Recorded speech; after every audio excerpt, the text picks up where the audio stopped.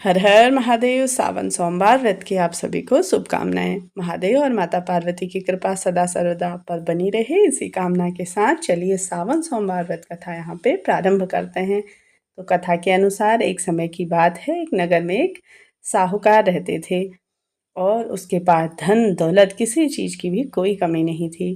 लेकिन फिर भी वह बहुत दुखी रहता था, जिसका कारण था उसकी कोई संतान न होना। संतान की प्राप्ति हेतु वो नियम से सोमवार व्रत किया करता और भगवान शिव की और माता पार्वती की सच्चे मन से पूजा किया करता। एक दिन माता पार्वती ने भगवान शिव को उस साहूकार की मनोकामना को पूर्ण करने के लिए कहा। तब भगवान शिव ने कहा, इस संसार में व्यक्ति को उसके कर्मों के हिसाब से ही फल मिलता है, जिससे भाग्य में जिसके जैसा लिखा होगा उसका वही झेलना पड़ेगा। लेकिन तब भी पार्वती जी नहीं मानी और उन्होंने भगवान शिव से उस साहूकार की इच्छा पूरी करने के लिए कहा। माता के कहने पर भगवान शिव को साहूकार को पुत्र प्राप्ति का वरदान दे दिया, लेकिन उन्होंने साथ ही ये भी कहा कि वह बालक सिर्फ 12 वर्ष की आयु तक ही जीवित रहेगा। इस बात को सुनकर साहूकार को खुशी तो हुई, लेकिन 12 वर्ष तक ही बेटे की उम्र जानकर उसे बहुत दुख भी हुआ। वह इसके बाद भी पहले की तरह भगवान शिव का पूजन करता और कुछ समय बाद साहूकार को एक सुंदर सा पुत्र प्राप्त हुआ।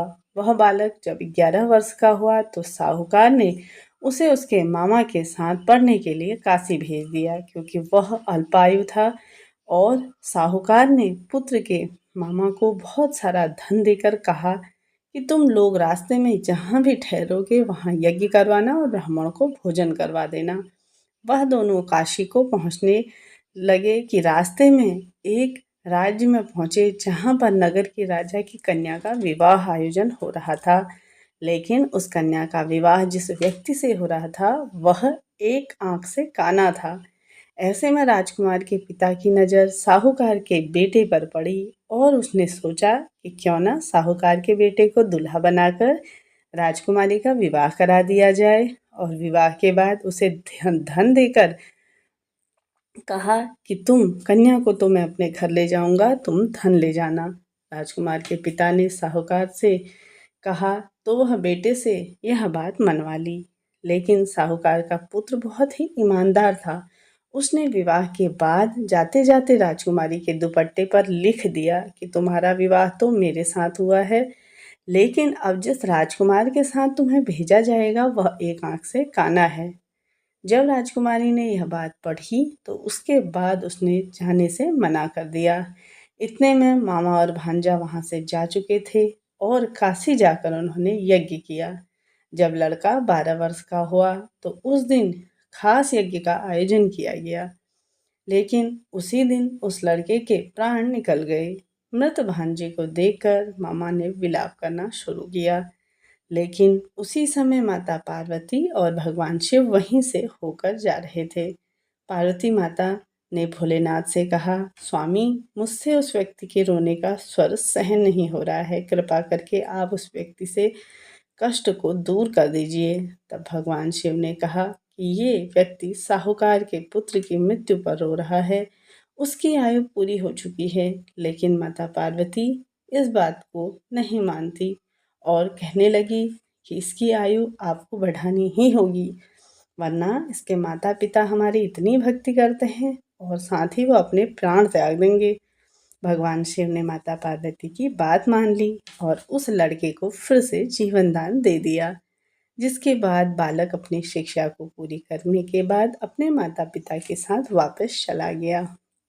वहीं साहूकार और उसकी पुत्री ने ये निर्णय लिया था कि अगर उनका पुत्र जीवित नहीं हो आया तो वो दोनों अपने प्राण त्याग देंगे। लेकिन जब उन्होंने अपने बेटे के पास आने की बात करी कि हमारा बेटा वापस लौट के आ रहा है, तो उनकी खुशी का ठिकाना नहीं रहा। भगवान शिव ने साहूकार को उसके पुत्र का अखंड और लंबी आयु देने का जो सपना था वह पूरा कर दिया। एक दिन जब भगवान शिव ने साहूकार को सपने में दर्शन देकर कहा कि हे श्रेष्ठी, मैंने तेरे सोमवार के व्रत करने और व्रत कथा सुनने से प्रसन्न होकर तेरे पुत्र को लंबी आयु प्रदान की है। कहते हैं ना, जो भी भक्तजन इसी प्रकार से सोमवार व्रत करता है या व्रत कथा सुनता है, उसके सभी दुख दूर हो जाते हैं और सभी मनोकामनाएं पूर्ण होती हैं। तो इस प्रकार से सोमवार की व्रत कथा थी। चलिए अब हम सुनेंगे आरती।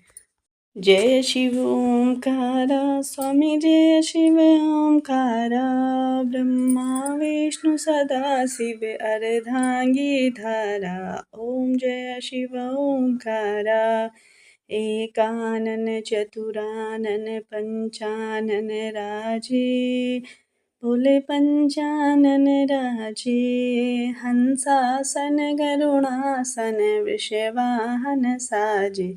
ओम जय शिव ओंकारा, दो भुज चार चतुर्भुज दस भुज अति सोहे, भोले 10 भुज अति सोहे। त्रिगुण रूप निरखते त्रिभुवन जन मोहे। ओम जय शिव ओंकारा, अक्षमाला वनमाला मुंडमाला धारी, भोले मुंडमाला धारी। त्रिपुरारी कंसारी करमाला धारी। ओम जय शिव ओंकारा, श्वेतांबर पीतांबर बाघांबर अंगे, भोले बाघांबर अंगे।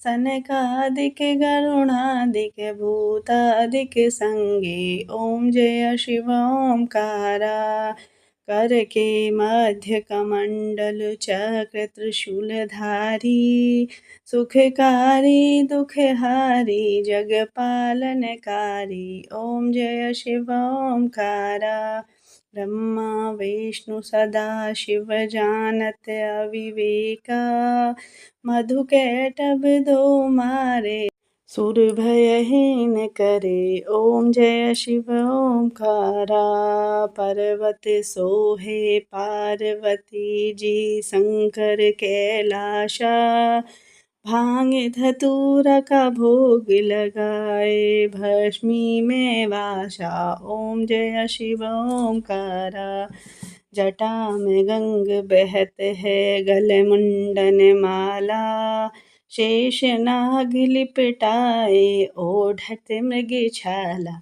ओम जय शिव ओंकारा, काशी में विराजे विश्वनाथ जी नंदी ब्रह्मचारी, भोले नंदी ब्रह्मचारी।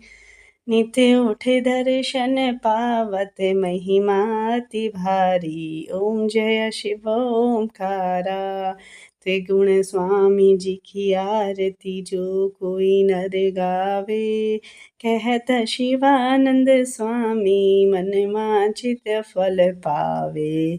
ओम जय शिव ओंकारा। बोलिए महादेव की जय हो, संग में माता पार्वती की जय हो। आप सभी का दिन शुभ और मंगल रहे, इसी कामना के साथ वीडियो का यहाँ पे समाप्त करते हैं। मिलते हैं नेक्स्ट वीडियो में, तब तक के लिए जय भोलेनाथ, हर हर महादेव।